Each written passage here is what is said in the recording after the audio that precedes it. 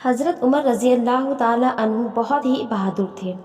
حضرت عمر مسلمانوں اور حضرت محمد صلی اللہ علیہ وسلم کے خلاف رہتے تھے۔ محمد صلی اللہ علیہ وسلم نے ایک بار کعبے کے پاس جا کر اللہ سے دعا کی کہ اے اللہ، حضرت عمر اور ابو جہل دونوں میں سے جسے تو چاہے ہدایت دے۔ یہ دعا حضرت عمر کے حق میں قبول ہوئی۔ حضرت عمر رضی اللہ تعالیٰ عنہ ایک محمد صلی اللہ علیہ وسلم کے قتل کے ارادے سے نکلے تھے۔ راستے میں نعیم نام کا ایک شخص ملا۔ اس نے بتایا کہ آپ کی بہن اور ان کے شوہر اسلام قبول کر چکے ہیں۔ یہ سن کر حضرت عمر کو بہت غصہ آیا اور عمر غصے میں آ کر اپنی بہن کے گھر چل دیے اور ان کے گھر پہنچے۔ اس وقت ان کی بہن فاطمہ قرآن شریف پڑھ رہی تھی۔ جیسے ہی انہیں آہٹ سنائی دی تو انہوں نے فوراً قرآن شریف بند کر دی، لیکن عمر کے کانوں میں آیتوں کی آواز پڑ چکی تھی۔ انہوں نے غصے سے بہن سے پوچھا کیا پڑھ رہی تھی؟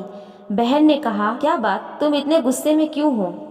حضرت عمر نے کہا میں جانتا ہوں تم وہی کتاب پڑھ رہی تھی، مجھے پتہ چل گیا کہ تم دونوں مسلمان ہو گئے ہو۔ یہ کہہ کر عمر اپنے بہنوئی کو مارنے کے لیے دوڑے، لیکن بہن بیچ میں آ گئی۔ جس ڈنڈے کا وار انہوں نے اپنے بہنوئی کے مارنے کے لیے کیا وہ ان کی بہن کے سر پر جا لگا۔ بہن کے سر پر ڈنڈا لگتے ہی اس کے سر سے خون نکلنے لگا۔ اس کے باوجود وہ نہیں ڈری اور بولی عمر مجھے اور مار جس سے تیرا غصہ پورا ہو سکے، تو چاہے تو ہمیں جان سے بھی مار دے، ہم اسلام نہیں چھوڑنے والے۔ عمر نے جب دیکھا کہ بہن کے دل میں اس کے لیے ذرا بھی نفرت نہیں ہے تو وہ چونک گئے، ان کا ہاتھ رک گیا۔ فاطمہ بولی عمر سن، ہم سب کا خدا ایک ہی ہے، اسے کوئی کسی بھی نام سے کیوں نہ پکارے، ہم سب کو اسی نے پیدا کیا۔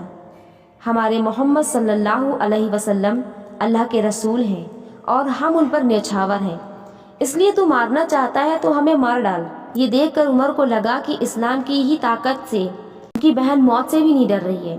ان کے دل میں بہن اور بہنوئی کے خلاف امڑا غصہ پگھلنے لگا۔ دبی آواز میں عمر اپنی بہن سے بولے بہن تم جو پڑھ رہی تھی وہ مجھے بھی سناؤ۔ فاطمہ نے قرآن پڑھنا شروع کیا اور عمر بہت آرام اور بہت دھیان سے سننے لگے۔